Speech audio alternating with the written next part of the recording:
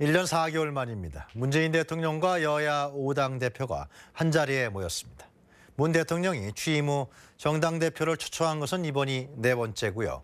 또 5당 대표가 모이는 것은 2018년 3월 이후 두 번째입니다.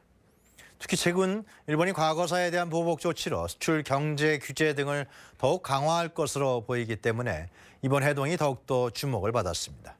즉 국가적 사안에 대해서 대통령과 제 정당이 어느 정도의 합의점을 만들어낼지가 가장 관심거리였습니다. 물론 다른 정치 전반에 관한 쟁점과 갈등 요인에 대해서는 상호 의견을 교환하고 소통하는 자리였다는 점에서 긍정적인 평가를 내릴 수 있을 것입니다. 이제 오늘 이유가 문제입니다.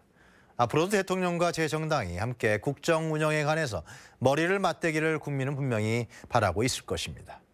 우리는 87년 민주화 이후의 정치 과정에 대해서 많은 논의를 해왔습니다. 특히 2016년 촛불혁명 이후 한국 사회가 진전시켜야 할 정치 형태와 정치 문화는 과연 무엇인지, 또한 어떠한 형태의 민주주의적 제도와 내용을 우리 정치 현실에 접목시켜야 할지에 대해서 많은 관심과 토론을 해왔던 것도 사실입니다. 한국은 2018년 기준으로 세계 제12위의 경제 강국으로 성장했습니다.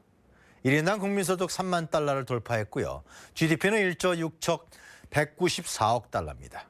또한 구매력 평가 기준 한국의 1인당 GNI는 4만 450달러로서 2025년이 되면 명목상 GDP에서 일본을 제치고 세계 3위의 경제대국이 될 수 있다는 전망도 나오고 있습니다. 그러나 이렇게 경제적 선진국 대열로 나아가는데 정치는 과연 OECD 국가 중 어느 정도 순번에 위치하고 있는지 상당수의 국민들은 고개를 갸우팅할 것입니다.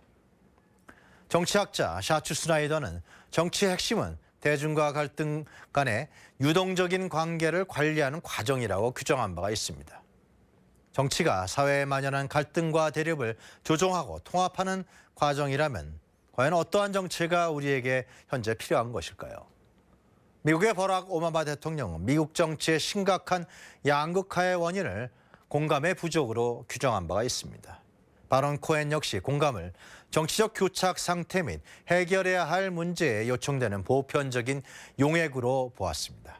즉 공감이 정치적 설득의 핵심이며 자신의 도덕적 원칙보다 정치적 반대자의 도덕적 원칙과 생각을 이해하는 것에서부터 출발하는 것이 바로 공감이라고 본 것입니다.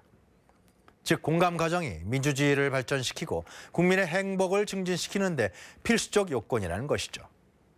공감의 정치, 또 공감적 민주주의의 전환 등의 진전된 방향이 필요하다는 것입니다.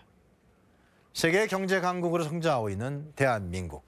그러나 겹겹이 나타나고 있는 사회적 재해 모순을 해결해 나가기 위해서는 보다 진전된 민주주의 틀과 내용이 필요합니다. 그것이 바로 상대방을 이해하고 설득해 나가는 국민 행복 정치로 나아갈 수 있는 공감적 민주주의가 아닌가 싶습니다.